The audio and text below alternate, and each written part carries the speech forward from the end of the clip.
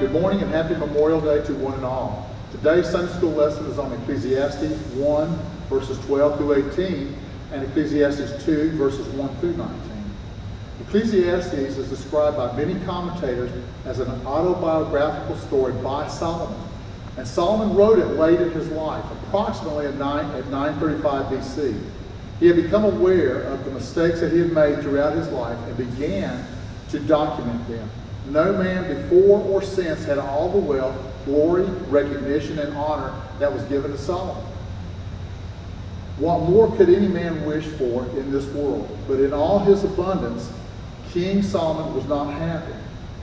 Some commentaries say that Solomon gave in to the three deadly sins: the lust of the eyes, the lust of the flesh, and the pride of life. The purpose of Ecclesiastes is to spare future generations the suffering and misery of seeking after foolish and meaningless materialistic emptiness, and to offer wisdom by discovering truth and seeking after God.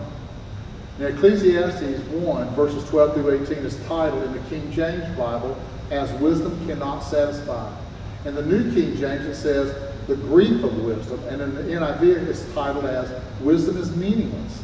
Now, verses 1 and verse 12 identify Solomon as the preacher and the author of Ecclesiastes. Verses 13 through 14 say, "And I gave my heart to seek and search out by wisdom concerning all things that are done under heaven. This sore travail hath God given to the sons of man to be exercised therewith.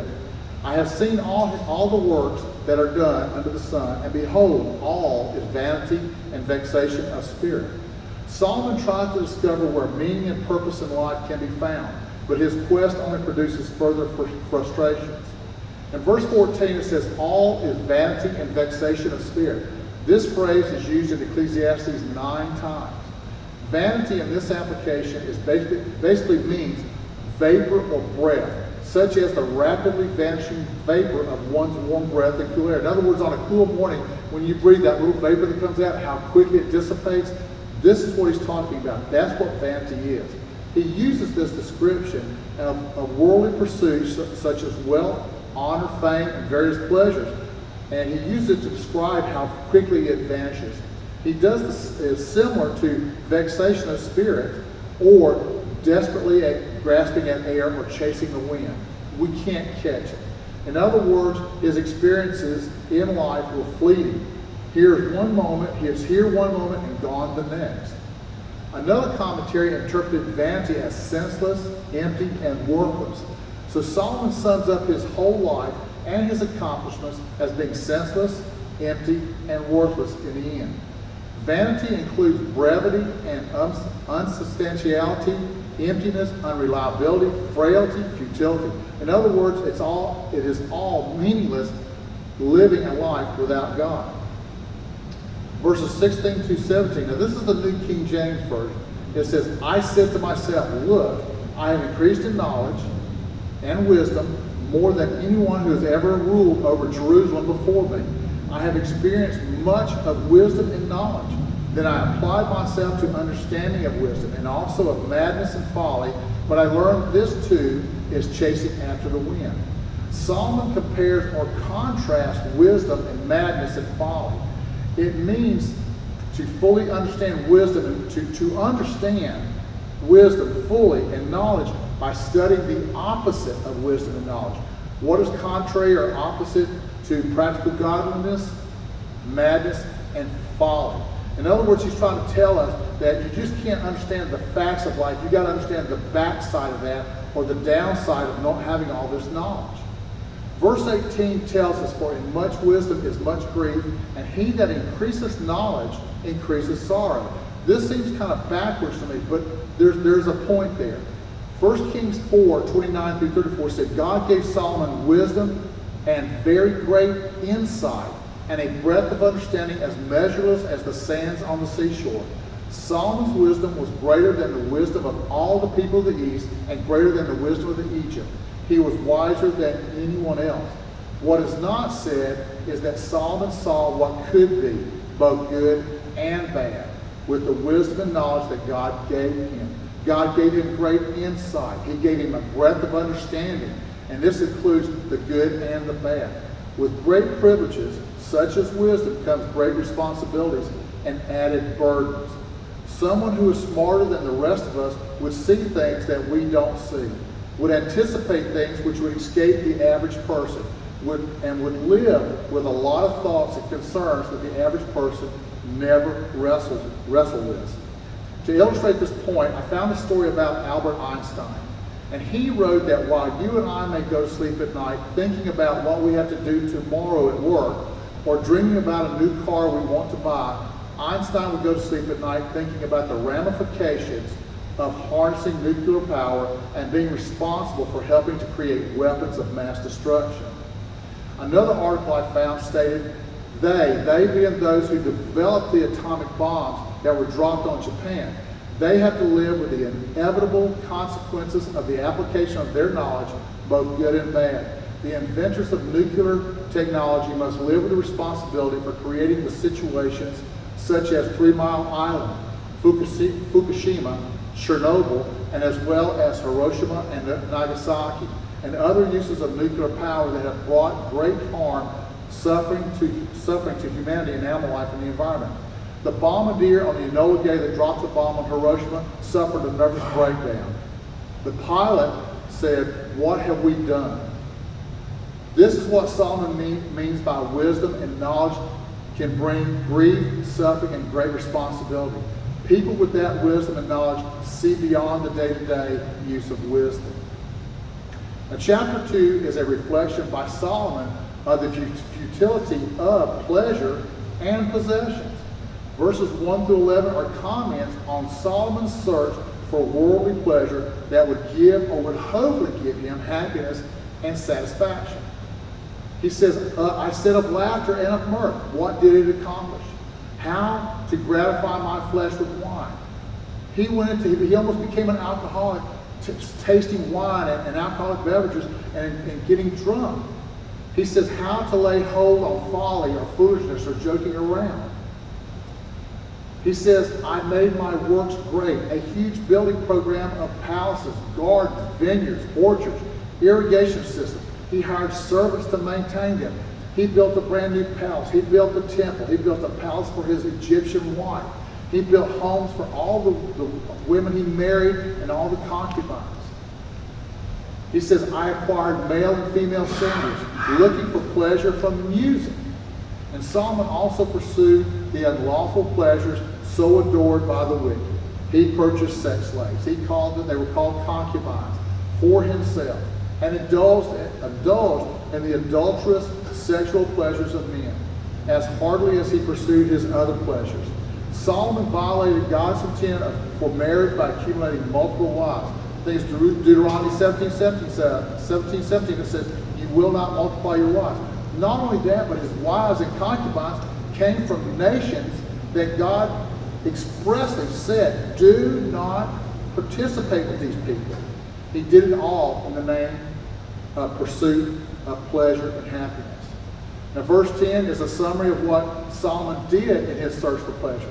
It says, whatever my eyes desired, I did not keep from him. I did not withhold my heart from any pleasure. For my heart rejoiced in all my labor. And this was my reward for my labor. In other words, if he saw it, he put down the cash and he got it, or he took it. He denied himself nothing. Solomon had all the resources necessary to do his search, to investigate, to experience in each of the areas. Solomon enjoyed all the experiences. Verse 10b tells us he rejoiced in all his labors. But the enjoyment in doing things contrary to God was in his human heart, not his spiritual heart. Verse 11 tells us, then I looked on all the works that my hands had wrought, and on the labor that I had labored to do. And behold, all was vanity and vexation of spirit. And there was no profit under the sun. Not only was it hard for him to grasp the enjoyment out of that, because it was like grasping or chasing the wind, he says there is no profit under the sun. Again, Solomon reminds us that his search in worldly pleasures and possessions was all in vanity and vexation of spirit, or like grasping at the wind. Solomon tells us that there was no profit under the sun. Solomon's wealth and achievements were unsurpassed. No one could do more than he had done. But if even he found that all this brought no lasting satisfaction or happiness, what chance is there for people like you and I who do not have the resources that he had? Verses 12 through 16. Solomon continues to reflect on the contrast of wisdom and folly. These verses are a confirmation that wisdom is better than folly, but then he undermines his comments by arguing that both the wise and the fool will die and neither will be remembered. Verses 13-14. Then I saw that wisdom excelleth folly, and as far as light excelleth darkness. When we enter a dark room and we turn on the light, the darkness goes away. That's what wisdom does to folly. It overshadows it and pushes it away. The wise man's eyes are in his head, but the fool walketh in the darkness. And I myself perceive also that one event happened to them all. And he's speaking of death. Hebrews 9:27 tells us, as it is appointed unto men once to die, but after this is judgment. Solomon tells us that death awaits everyone, wise and foolish, rich and poor, black, white, Latino, gay, straight, or transgender. We're all going to die sometime, and our efforts, if they're outside of the purview of God, mean nothing. Verse 16 tells us, for there is no remembrance of the wise more than of the fool forever. Seeing that which is now is in the days to come shall all be forgotten. How dieth the wise man and the fool?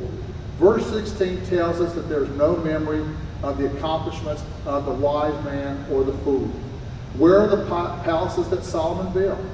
The palaces for his Egyptian wife, the homes for his concubines, the temple, the orchards, the vineyards.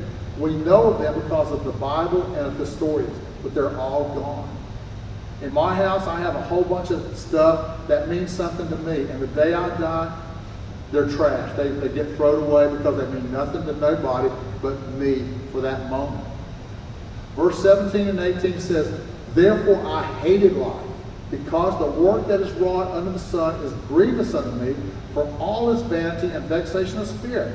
Yea, I hated all my labor which I had taken under the sun, because I should leave it unto the man that shall be after me. Solomon states he hates life. Why? Because his life, our life, lead only to one end and is soon forgotten. So he saw life itself as burdensome and hateful. And then in verse 18 he says he is concerned because he cannot take it with him. In verse 18, the Living Bible says, and I am disgusted about this, that I must leave the fruits of all my hard work to others. And who can tell whether my son will be a wise man or a fool, and yet all I have will be given to him, and how discouraging. Solomon is telling us that death robs us of all our accomplishments, and someone else will reap the benefits of our hard work and of our money. One commentary said, we need to remember that in Ecclesiastes, Solomon is looking back at his life when he was out of communion with the Lord. He was trying to find meaning in life by searching for things under the sun. This phrase occurs in Ecclesiastes 29 times. We read in chapter 1, verse 16 of his traveling companion that accompanied him on his search. He says, I communed with my heart. Instead of communing with God and asking him for his wisdom in his search, he simply consulted his own heart. Remember, he said, I denied my heart nothing, and I tried to reason things out. He was not aided by divine revelations from God, as he took all the knowledge he could all he could gain of things under the sun. Solomon tells us that life is a gift of God, is God's gift. Ecclesiastes 3, verses 12 through 13 says, I know that nothing is better for them that rejoice, and to do good in their lives, and also that every man should eat and drink and enjoy the good of his life. It is a gift of God. Ecclesiastes 12, 13 and 14 tells us, let us hear the conclusion of the whole matter. Fear God and keep his commandments.